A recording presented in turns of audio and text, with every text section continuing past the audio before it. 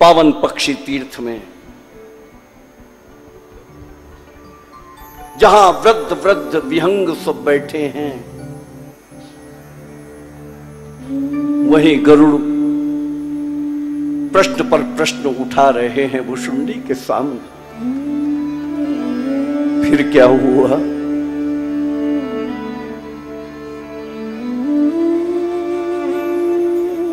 बता रही है भुशुंडी।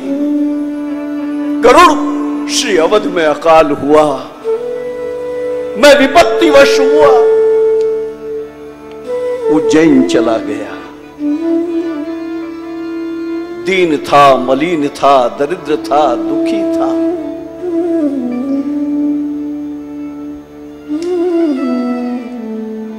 गए काल कछु संपत्ति पाई, तह पुनि करऊं शंभु सेवकाई। महाकाल के मंदिर में सेवा करने लगा गरुड़ में। उज्जैन की भूमि साहब, जिस भूमि का प्रताप है कि जीव की दीनता, मलिनता, दरिद्रता और दुख, उसका समापन ये उज्जैन की भूमि कर देती। गरुड़, मुझे सद्गुरु भी मिल गया। विप्र एक विप्र ऐसा था जो वैदिक रीति से शिव का पूजन करता था। एक था, लाखों में एक था मेरा सद्गुरु।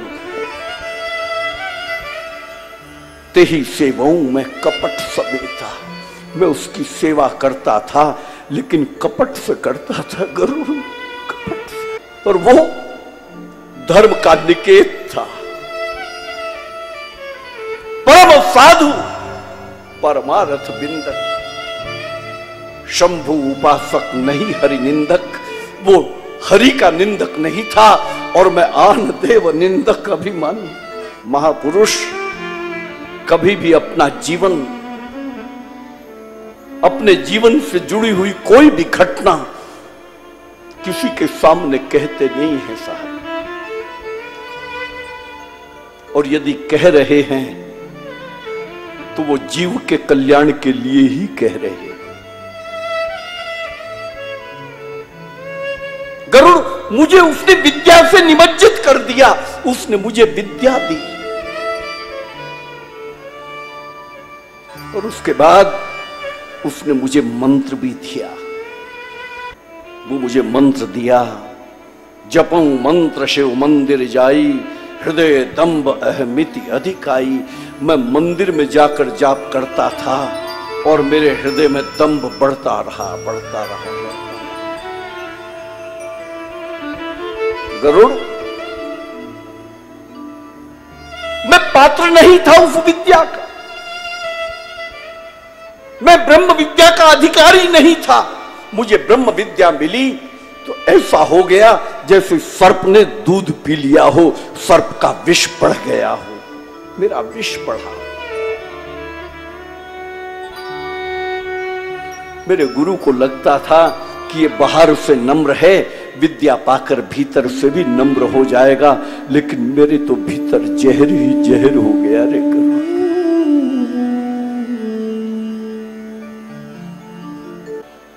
मैं सबसे द्रोह करने लगा। हरिजन द्विज देखे जरऊं, करऊं विष्णु सन द्रोह। हरिजन को देखता था, मैं वैष्णवों को देखता था, ब्राह्मणों को देखता था। विष्णु से भी द्रोह करने लगा, ब्राह्मणों से भी द्रोह करने लगा, वैष्णवों से भी द्रोह करने लगा। और गरुड़, मेरा सद्गुरु मुझे नित्य प्रबोध करता था।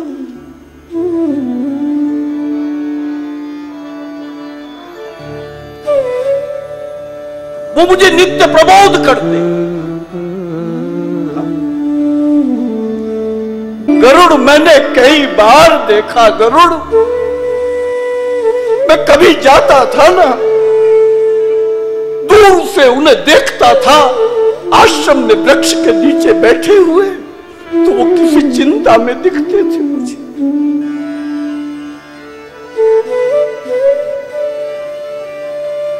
वो वो मेरी ही चिंता करता था गुरु।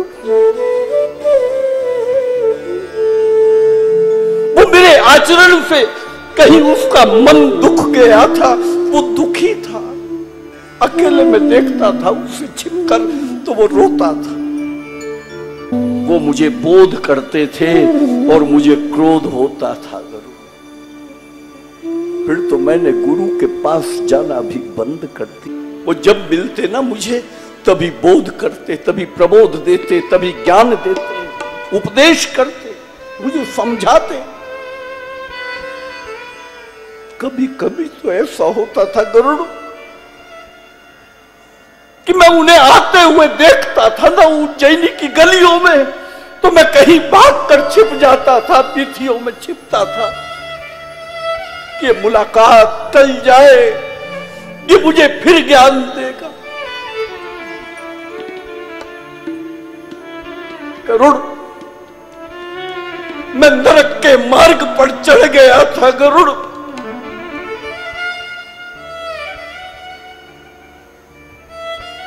ध्यान देना मेरे भाई बहन, किसी के शिष्य हो जाओ ना तो ऐसा आचरण मत करना कि उसका मन दुख जाए तुम्हारे आचरण से। संतान यदि कुमार्ग पर चली जाए तो माता पिता की क्या स्थिति होती है, उससे कहीं अधिक दुख उस सदगुरु को होता है जिसका शिष्य कुमार्गी हो जाता है।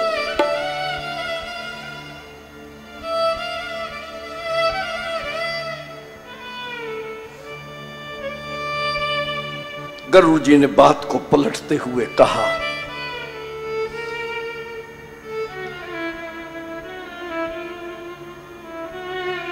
ध्यान देना मेरे भाई बहन, काकभूषुंडी का जीवन,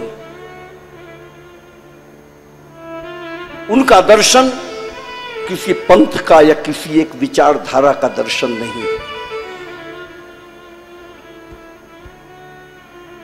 ये तो हम सब का दर्शन है। क्योंकि पक्षी जब आकाश में उड़ता है, जब उड़ान भरता है तो उसका कोई निश्चित मार्ग नहीं होता। वो मुक्त आकाश में, गगन में कहीं भी गति करता है, उसका कोई निश्चित मार्ग नहीं होता और वो अपने पीछे भी कोई मार्ग नहीं छोड़ता। उसका कोई आग्रह नहीं है कि ऐसे ही उड़ा जाए या इसी मार्ग पर जाया जाए। इसलिए हमारे राष्ट्र में पक्षी संस्कृति रही।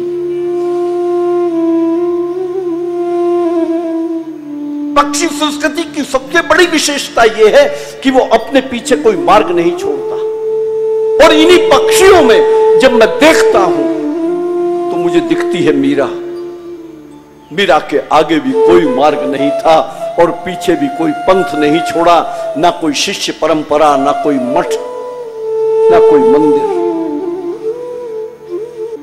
पूछा गरुड़ जी ने, सदगुरु को याद करते करते जब बहुत भावुक हो गए भुषुंडी और कथा का प्रवाह रुक गया, तब गरुड़ जी ने पूछा कि लोमस ने भी आपको श्राप दिया था ना?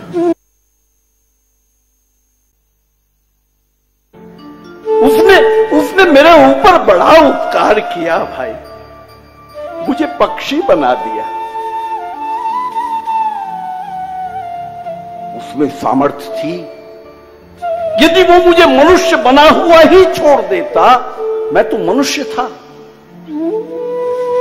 यदि मैं मनुष्य ही रहता या मेरा सदगुरु लोमस मुझ पर कृपा करके मुझे मनुष्य बना देता और मुझे पता चलता कि श्री अवध में राम अवतार हो गया, तो गरुड़ इस नीलगिरी से कब चलता मैं दो पैरों से, और चलते चलते कब पहुंचता श्री अवध।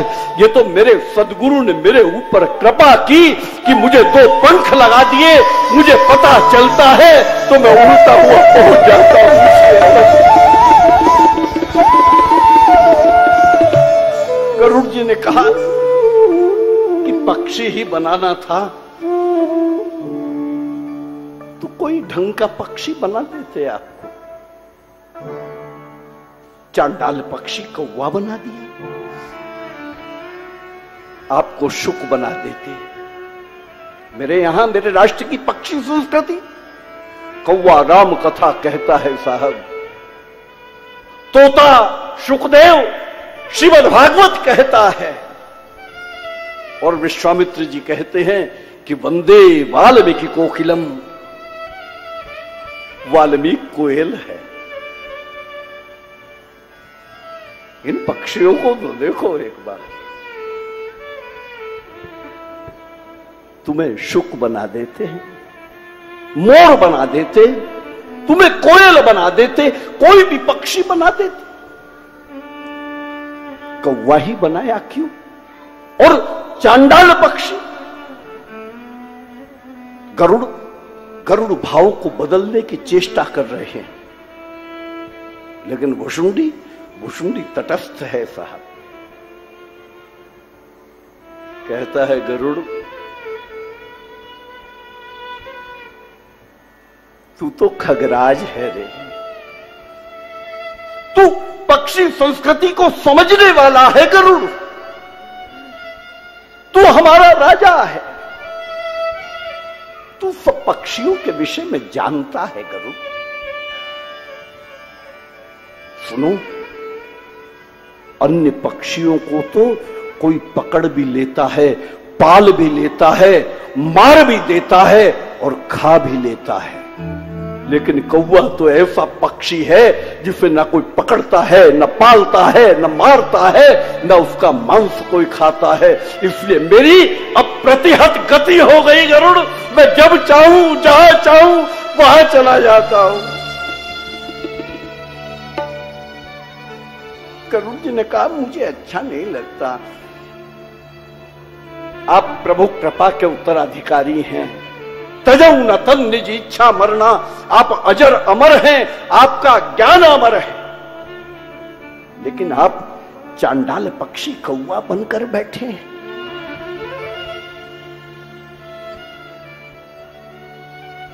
भुशुंडी गंभीर हो गए,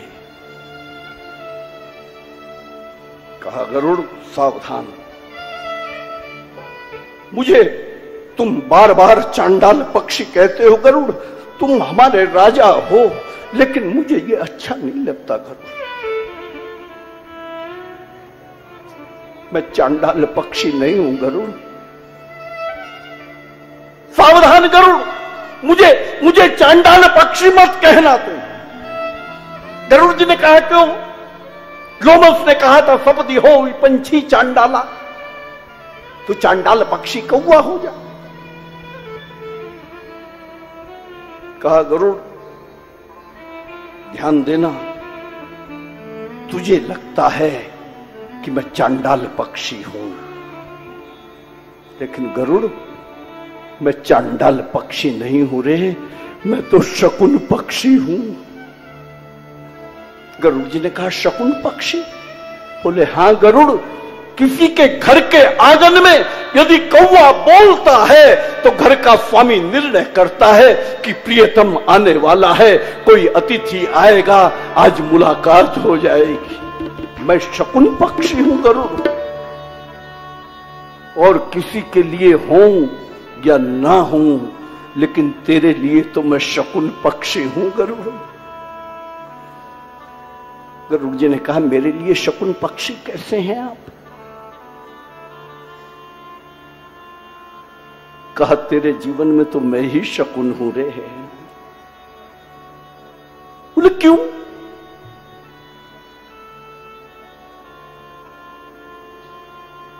बोले तुम नारद के पास गए, ब्रह्मा के पास गए, शिव के पास गए, फिर मेरे पास आए। तेरी पीठ पर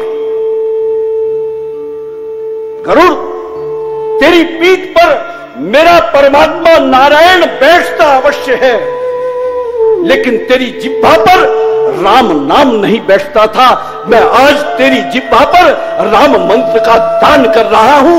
मैं तुझे राम बोलना सिखा रहा हूं, इसलिए मैं शकुन पक्षी हूं। मैं तुझे राम से मिलाने वाला पक्षी हूं रे, मैं चांडाल पक्षी नहीं हूं। चर्चा चल रही है दोनों में। गरुड़ जी नित्य नया प्रश्न करते हैं, भुषुंडी नित्य उत्तर देते हैं।